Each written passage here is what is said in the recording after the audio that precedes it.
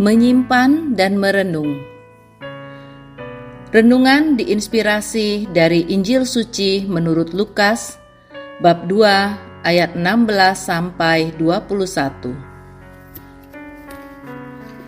Setelah mendengar berita kelahiran penyelamat dunia, para gembala cepat-cepat berangkat ke Betlehem. Mereka menjumpai Maria dan Yusuf, serta bayi yang sedang terbaring di dalam palungan. Ketika melihat bayi itu, para gembala memberitahukan apa yang telah dikatakan kepada mereka tentang anak itu. Semua orang yang mendengarnya heran tentang apa yang dikatakan gembala-gembala itu. Tetapi Maria menyimpan semua hal itu di dalam hati dan merenungkannya.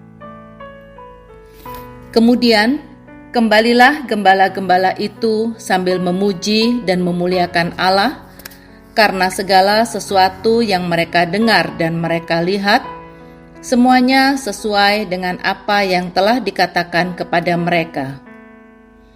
Ketika genap 8 hari dan ia harus disunatkan, ia diberi nama Yesus, yaitu nama yang disebut oleh malaikat sebelum ia dikandung ibunya. Demikianlah sabda Tuhan. Terpujilah Kristus. Maria menerima tugasnya sebagai Bunda Allah. Saat baru selesai melahirkan di kandang, Maria mendengarkan cerita para gembala yang datang berkunjung. Cerita yang menakjubkan. Reaksi Maria hanya menyimpan semua hal dalam hati dan merenungkannya. Saya suka kalimat ini dan telah saya jadikan pedoman sejak lama.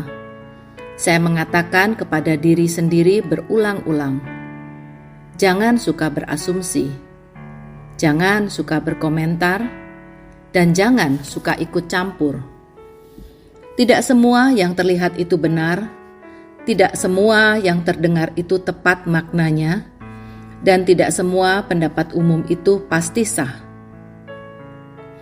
Seperti cerita 3 orang buta yang diminta mendeskripsikan bagaimana rupa gajah. Yang memegang perut berkata, "Gajah ini seperti gentong besar." Yang memegang belalai mendeskripsikan gajah sebagai binatang yang mirip ular.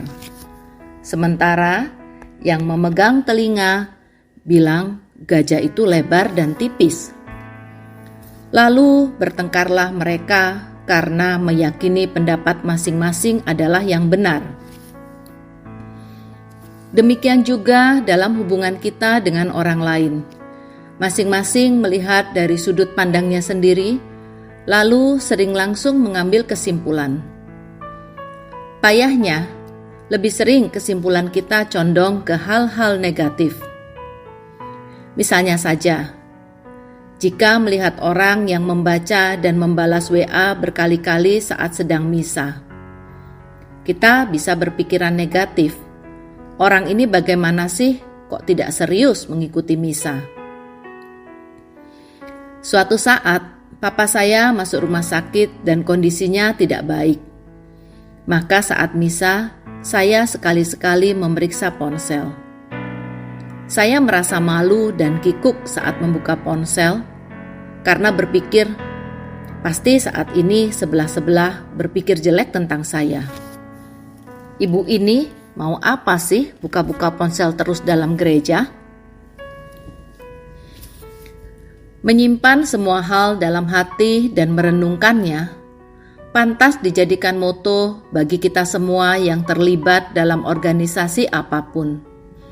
Jangan cepat menyimpulkan, jangan cepat menyebarkan. Disimpan dulu, dicerna. Jika tidak penting bagi organisasi, tidak perlu diceritakan. Menyambut tahun baru 2024, mari meneladan Maria, Bunda Allah. Menyimpan semua hal dalam hati dan merenungkannya. Mari kita berdoa bersama-sama. Bunda Maria, Sejak awal, Engkau sudah mengajarkan kami bagaimana untuk bersikap dengan benar. Kami yang hidup di zaman hiruk-pikuk ini ingin meneladan cara hidup-Mu, kesabaran-Mu, dan sikap-Mu yang bijaksana. Doakan kami supaya semakin sabar, mampu mencerna dengan hati murni kejadian-kejadian dalam hidup kami. Amin.